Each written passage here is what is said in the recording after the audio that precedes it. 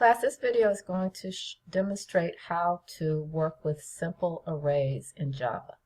So I'm going to create a new Java project. I'm going to call it Simple Array. And here is my project. I'm going to right-click, make a new class, and the class is going to be called Array Test. I'm going to make a main there so that I have a place to get started. Alright, so as I told you guys, I like to change my indent style a little bit here. This helps me keep everything organized. Alright, so let's create a simple array just to hold some numbers, just to demonstrate, because arrays are declared a little differently in Java from C++. So if I want to declare an array, say with 3 numbers in it, you actually, so my data type is going to be int. You put the empty brackets there. I'm going to call the array nums equals new int. So here, when you actually instantiate it, this is where you specify the size of the array. So this array holds 3 values. Let's say that we just initially, let's just put a couple values in there, because as you know, arrays start with element 0. So I could say nums 0 equals 5. I could say nums 1 equals 9. Okay? If I now want to see what the data is in my array, so I'm going to use a for loop to print the values in my array. So my for loop is going to say for index is the kind of working name that I use when I'm dealing with an array. Index equals 0. Index less than.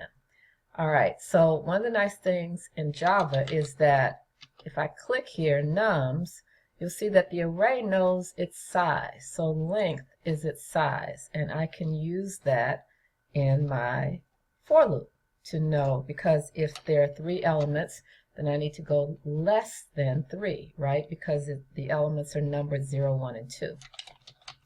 Index plus plus. Alright, so we want to print the data that is in there. So system.out.println nums index. And by the way, if you are kind of wondering about that length, I could print that out if I wanted to. System.out.println. The print command is your best friend when you want to look at things. Okay, I can say the size is, and concatenate that with nums.length. I want to just see what that value is, right?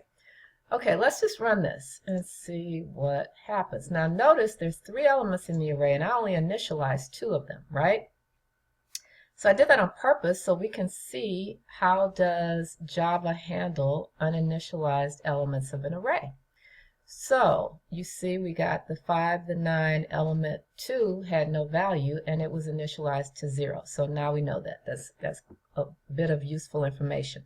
And notice here it says the size is 3. So we know that that's the way length works. Alright, so suppose instead of just initializing the values like that, we would like to input values. So instead of doing this, we're going to input values into the array. So that is going to need a loop, right? So my same loop, notice I copied it, but what I'm going to do is I'm going to have a prompt here, enter a number, and then we will say nums index equals if I want to input things using a scanner, then I need to create a scanner input, right? But first of all, I need to import Java scanner. Then I need to create scanner object for input. Scanner input equals new scanner system.in. All right, now we can use input down here. We're looking for integers, so we will do that. So this loop is going to allow me to input values in the array, and then how about we just put an output here, system.out.println. The values in the nums array are. So if I run this,